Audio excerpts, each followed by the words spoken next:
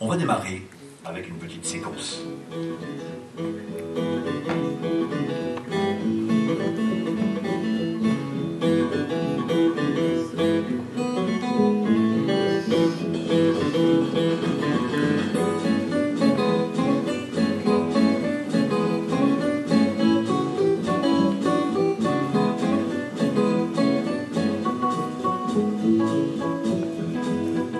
Naissance de Largo Winch.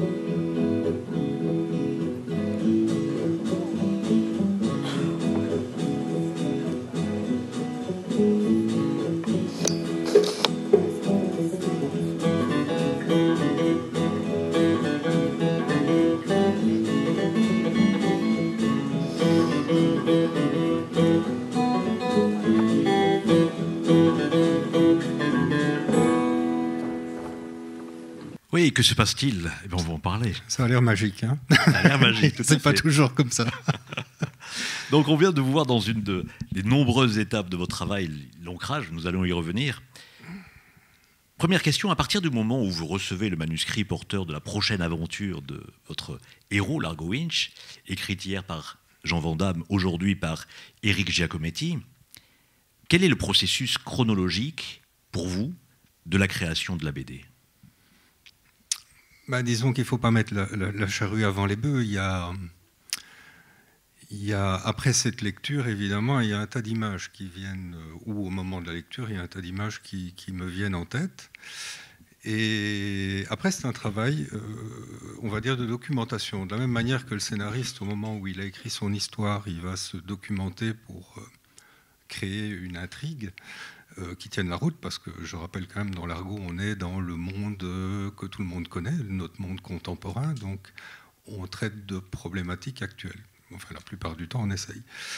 Et c'est la même chose pour le dessin, c'est-à-dire qu'à un certain moment, il va me falloir me déplacer, aller à New York, à Saint-Pétersbourg, comme la dernière fois, pour voir ce qui fait partie de cet univers réel qu'est une ville comme Saint-Pétersbourg.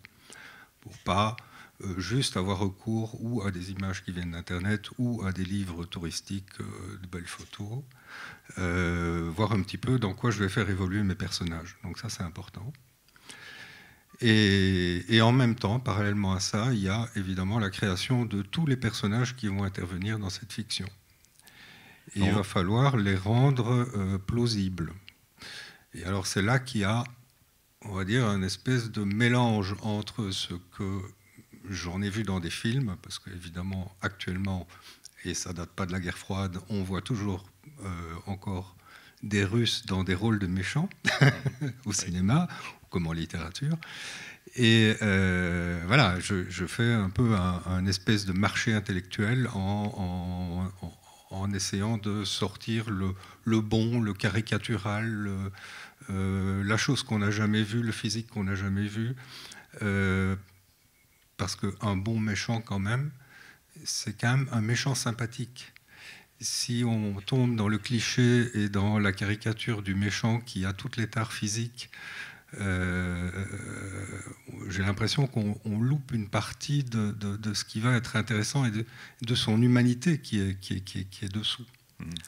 Toutes les facettes, les multiples facettes oui. de chacun. Oui. Pour ce qui est du repérage topographique, je peux en témoigner, parce que j'ai un fils aîné, Antoine, qui vit maintenant à Lucerne.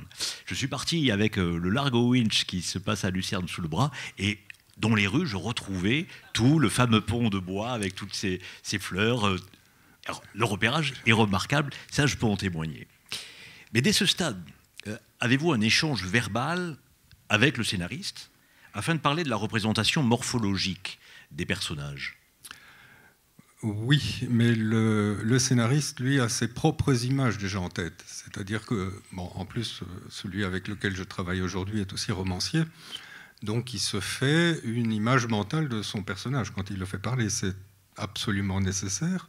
De la même manière que quand vous lisez un livre, vous faites une représentation mentale de certains personnages, peut-être pas de tous, mais ils vont acquérir une voix dans votre tête. C'est pareil pour le scénariste. Et moi, fatalement, je vais en avoir une autre. Ça ne va pas du tout correspondre avec ce que lui avait en tête. Là où on va se retrouver, c'est que dans ce qu'il va en décrire, je vais quand même essayer, dans la mesure du possible, de reprendre, parce que moi, ça va me guider. Il va me donner des caractéristiques physiques, et donc ça va me guider déjà, ça va m'ouvrir une porte. C'est un bon début. Et puis après, le dessin... si on dit un grand blond avec le cheveu rare, tout est possible. D'accord, donc il y a... Tout est encore possible. Voilà, il n'y a pas de... Et alors ce travail du dessin sur les... J'entendais les intervenants précédents qui parlaient du dessin, c'était très intéressant.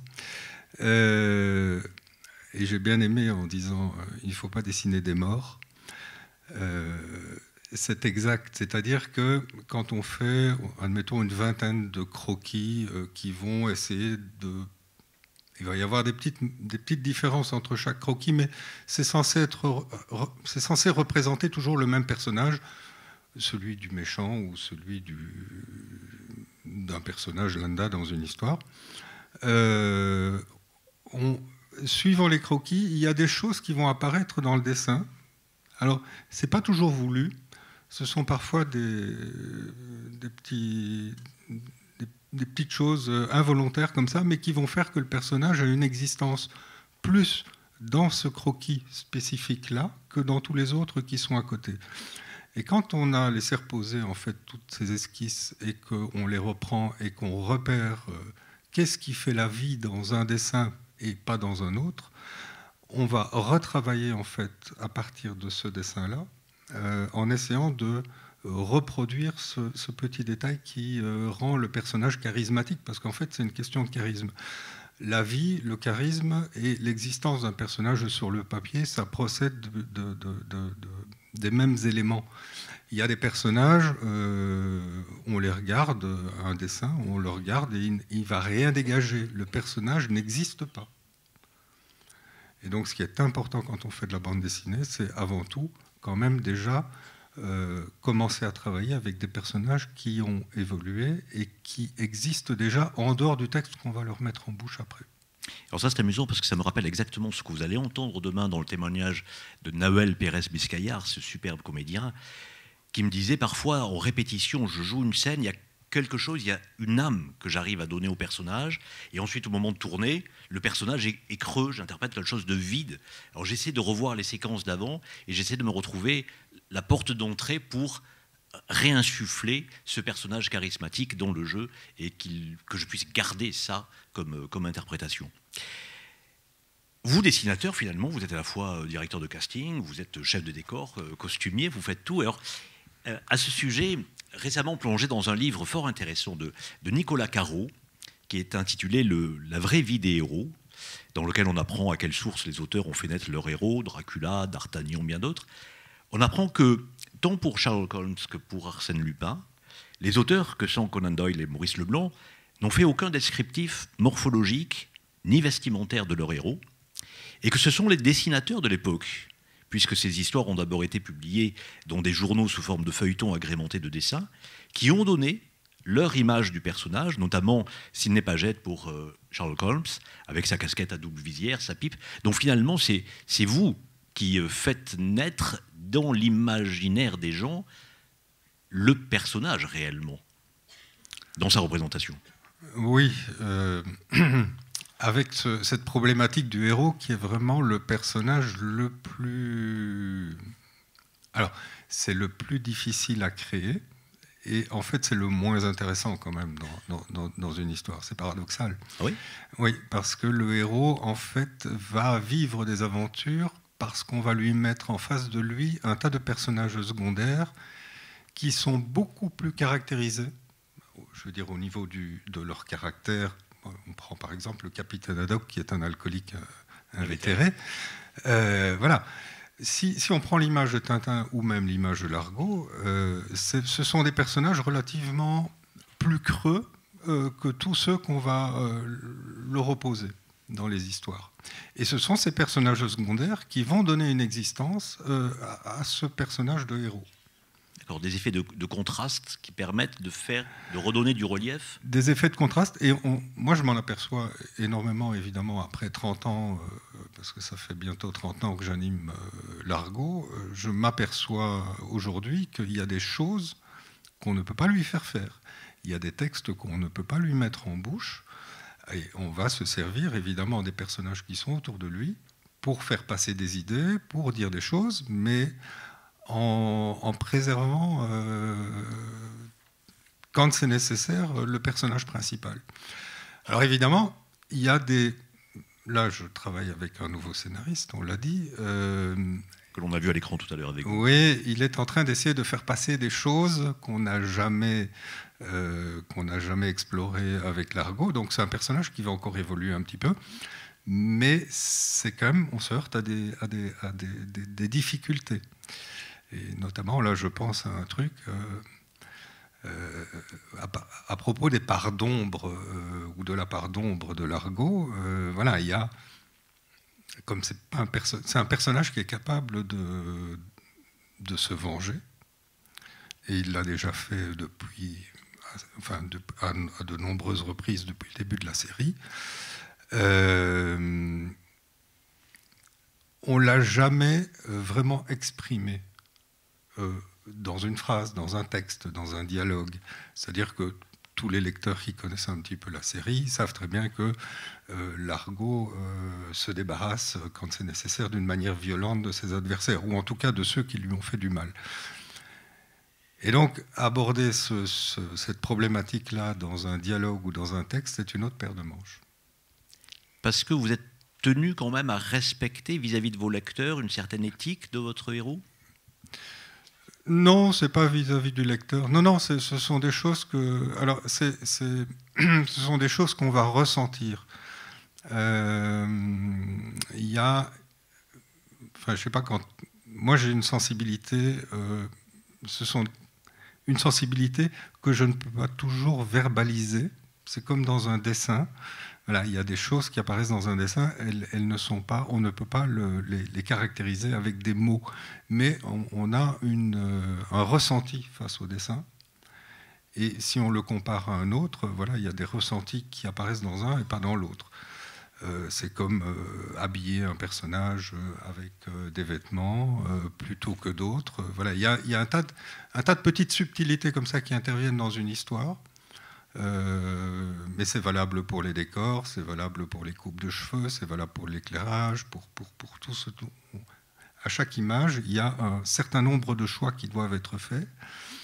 Et les choix qu'on fait, ils sont toujours dictés par, évidemment, l'histoire qu'on va servir, mais les personnages qu'on ne doit pas abîmer. Et il y a des fois où je sens qu'un dialogue ou un mot ou quelque chose dans le scénario risque d'abîmer le personnage irrémédiablement. Et à ce moment-là, c'est intéressant de réagir, de changer les choses pour que ça ne fasse pas des dommages irrémédiables. Parce que si moi je le sens, je pense que le lecteur, en lisant l'histoire, le sentira aussi. Qu'il n'y ait pas de tâche. On voit des images de Largo.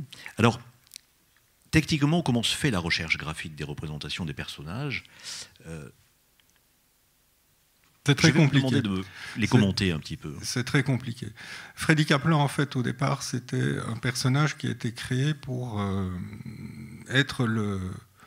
Alors, à un certain moment, c'était Largo, et puis c'est devenu Simon. Quand je dis que le personnage principal est un long cheminement de recherche, c'est que tous les croquis préparatoires que j'avais faits pour Largo ont servi après pour devenir ses amis. Alors avec des coupes de cheveux différentes. Mais chaque fois, je croyais avoir trouvé le personnage principal. Et chaque fois, il se retrouvait en personnage secondaire. C'est le cas de Freddy Kaplan, mais c'était le cas de Simon, qui est arrivé aussi assez tardivement. Voilà, ça c'est un personnage, un méchant. Ouais. Mais c'est un méchant. Alors lui, il a une tête de méchant. Mais ouais. Voilà, il y en a d'autres qui ont des têtes plus intéressantes. Et dans l'histoire qui m'anime en ce moment, il y en a un qui est pas piqué des verres parce que il a une tête assez bonhomme. Il est rigolard et très jovial. Là. Ça c'est un méchant en fait qui s'inscrit dans une longue lignée de méchants qui traversent la littérature et le cinéma depuis plus de 100 ans. On le retrouve même dans les films de Tarantino. C'est l'ancien religieux qui verse dans la crapule finie. Satanisme. On peut avoir l'inverse aussi. On peut avoir la crapule finie qui devient religieux. Alors, est-ce que dans le dessin, c'est un ancien pop. Est-ce qu'il y a des caractéristiques morphologiques, un peu comme chez les physiognomistes de l'Avatar? Est-ce qu'il y a des caractéristiques morphologiques à mettre en place pour que ça parle, que ça lui donne le caractère du méchant ou le caractère du gentil? En bande dessinée, on a l'habitude, parce que la bande dessinée, c'est quand même pas le cinéma ou de la photographie, donc on est quand même toujours limité dans le rendu. C'est moins subtil que le traitement d'une photo qui va pouvoir rendre avec la lumière. On est quand même avec du trait noir sur du papier, et c'est assez compliqué parfois de rendre des choses très fugaces et très futiles. En plus, on n'a pas le son. Donc souvent, les différences morphologiques dans les personnages se font au niveau des cheveux, de la couleur des cheveux, de leur longueur. Il y a qu'à regarder les personnages de BD, tous les héros qui ont émaillé les 50 dernières années, en partant de Tintin jusqu'à les tout derniers. Ils ont souvent des cheveux roux, et souvent ou une houppette, ou 3 cheveux, ou une grande mèche, ou un truc qui sort de l'ordinaire, mais c'est ça, c'est leur principale caractéristique. Et c'est vrai qu'on se sert souvent des cheveux, alors là, des cheveux un peu longs, parce qu'en lisant le scénario, évidemment, on se représente un pop, donc on se dit, est-ce qu'on va l'habiller avec une robe et le fameux petit chapeau du pop? Et puis on renonce très vite et on en fait un tueur à gages, un peu plus classique. Le voilà à l'œuvre. Et là, lorsque on est avec le héros, est-ce que y a des critères est-ce qu'il faut le faire passer pour un beau gosse, charmeur? Avec Largo, c'était un peu une voie sans issue. J'étais un peu obligé d'en passer par là.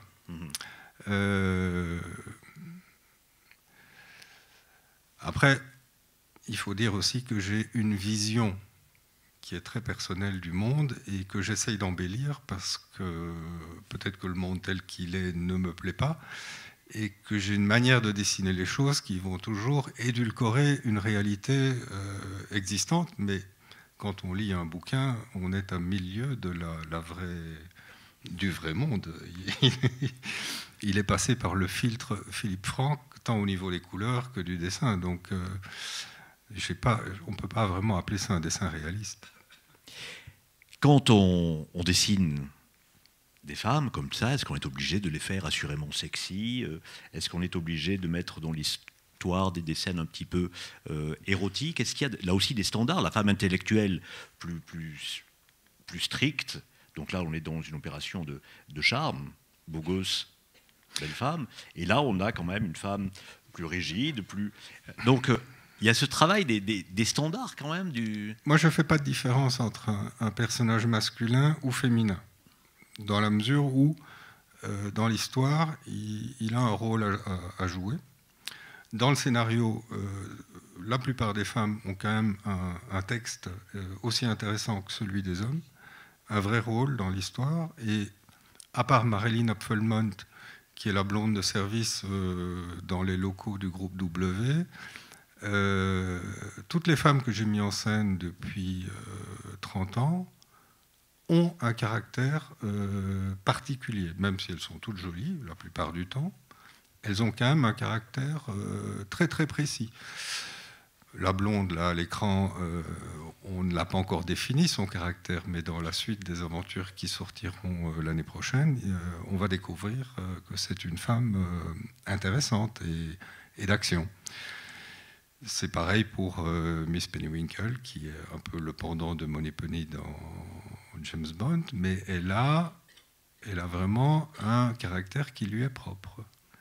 Oui. Et c'est pas vrai, elles n'ont pas toutes des gros seins dans les aventures de Largo. Non, mais les intellectuels, entre guillemets, ont des lunettes et sont un petit peu serrés quand même. Oui, mais oui. C'est pareil pour Monsieur Cochrane, qui est très oui. Très cul-pincé, oui. Et qui, lui, c'est un WASP, donc c'est le blanc américain par excellence, et qui a son pendant avec Miss Pennywinkle, qui a servi son patron pendant des années, sans jamais faire de vagues.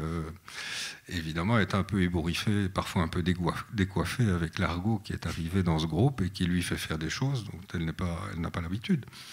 Mais voilà, si je prends la sculptrice Domenica Leone, voilà, et là, on en sait un petit peu aussi sur sa sexualité, c'est-à-dire que c'est une femme qui aime les femmes, mais qui aime les hommes aussi, donc est un peu bi.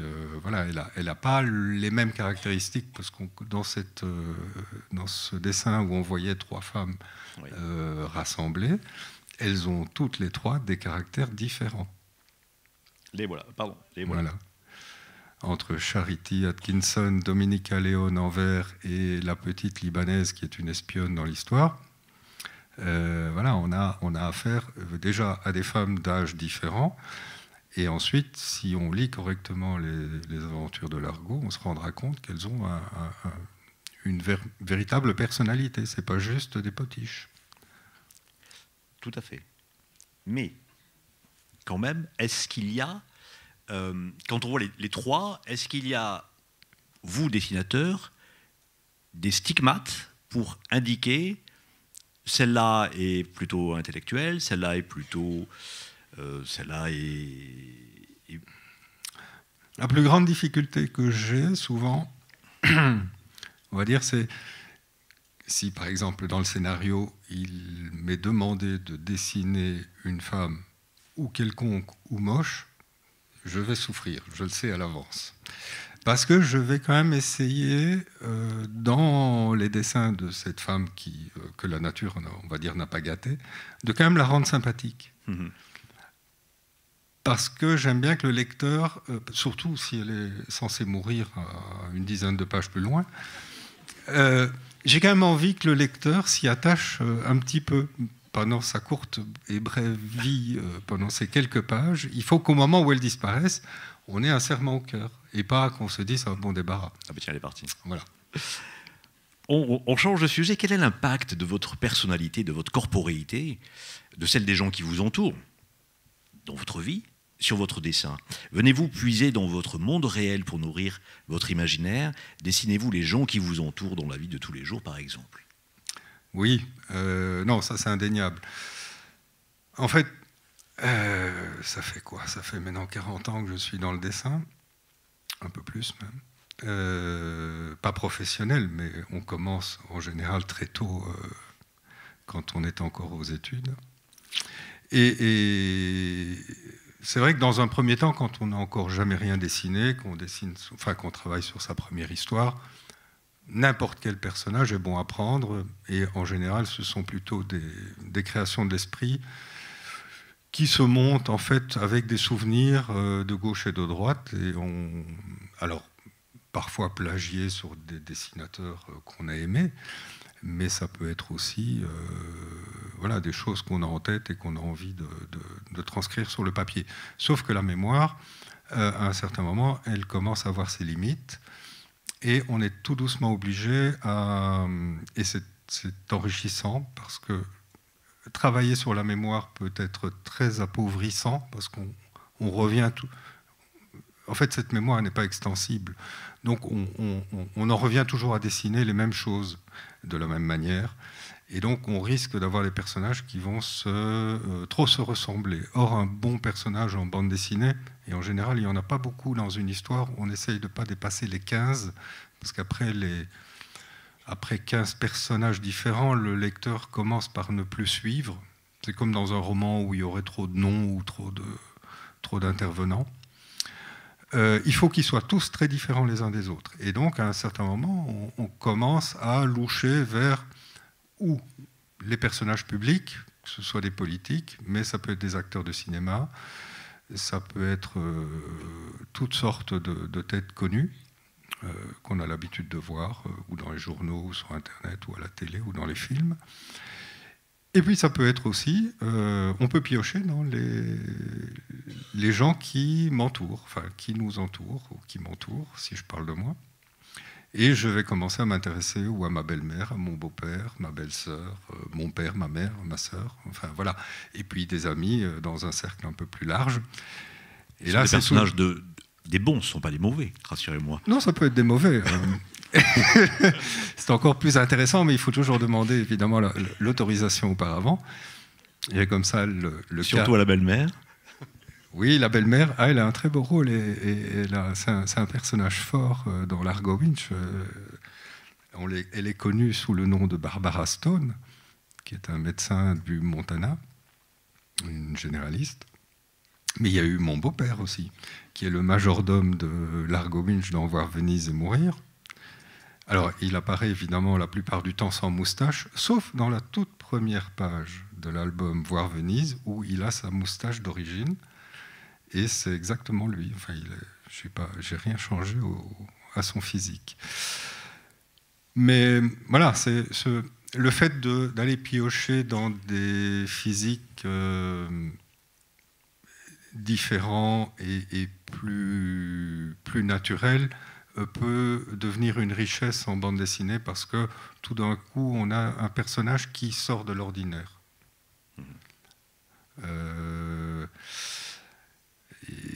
Mais je ne peux jamais dire auparavant, c'est à la lecture du scénario que je vais pouvoir me décider pour telle ou telle connaissance. Voilà. Alors, vous donnez la vie, certes, à des personnages de fiction, mais notamment à travers Largo Winch, à une représentation qui peut s'autonomiser, qui peut être reprise, par exemple, pour une campagne publicitaire, s'inscrivant parmi des gens de chair et d'os. Mais c'était amusant, cette expérience-là. Ouais. Oui, parce que tout d'un coup, on a ce personnage dont la vie est limitée dans un album de 46 pages. Tout d'un coup, il sort de son album et on le retrouve dans les rues de Paris ou de France. Et ça lui donne un supplément d'existence. On a l'impression tout d'un coup que cette réalité, parce qu'un album de bande dessinée, c'est quand même une réalité, même si elle ne fait pas partie de la nôtre de tous les jours, mais elle existe dans les bibliothèques, chez les gens. Tout d'un coup, de voir un personnage qui n'existe qu'en fiction dans un album de BD apparaître dans les rues, tout d'un coup, il existe dans notre réalité. Et ça lui donne un supplément d'existence qui est assez difficilement définissable, mais qui est bien là. Ouais. Mais qui plus est, qui fait l'objet de films, Largo incarné par Thomas Sisley, et qui vit dans le mental des lecteurs incarnés. Alors que ressent-on de ce pouvoir de donner vie? Existe-t-il un syndrome de Pinocchio ou de Geppetto? Oui, c'est un peu ça.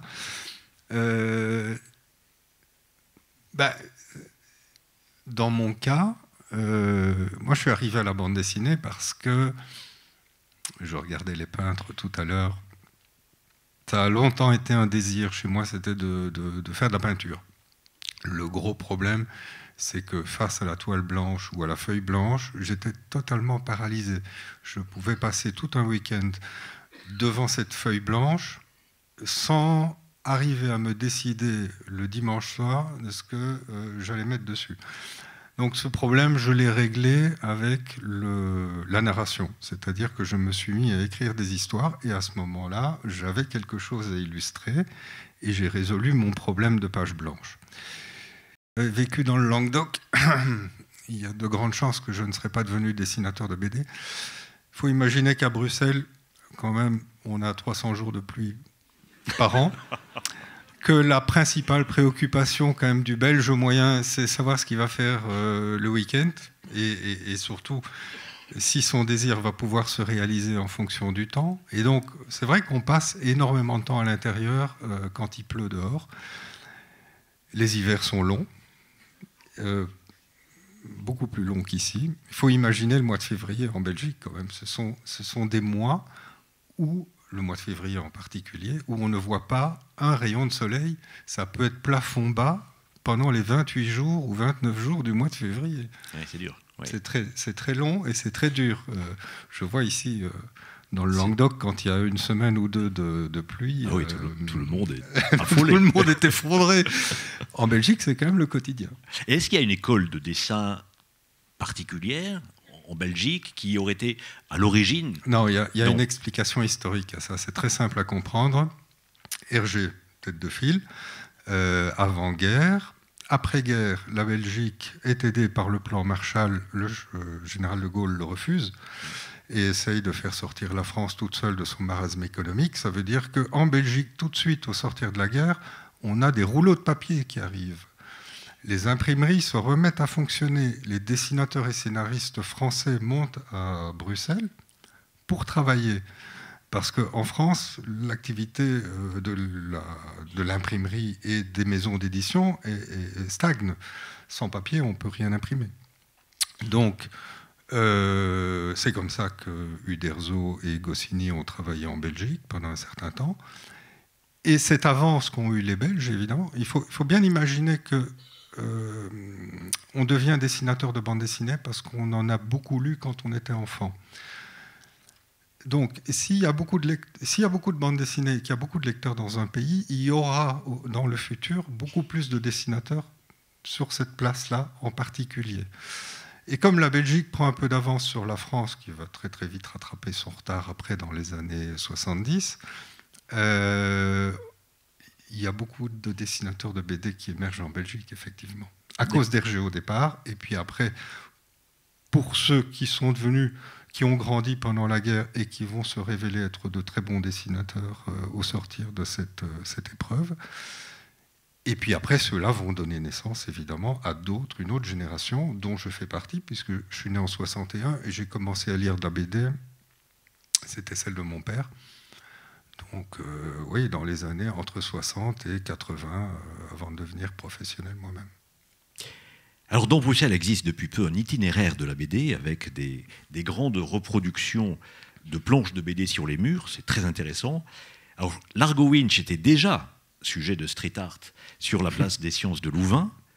J'ai appris, chose encore confidentielle, c'est un scoop que je vous livre, qu'il sera demain, ce fameux Largo Winch, sur un mur de Bruxelles.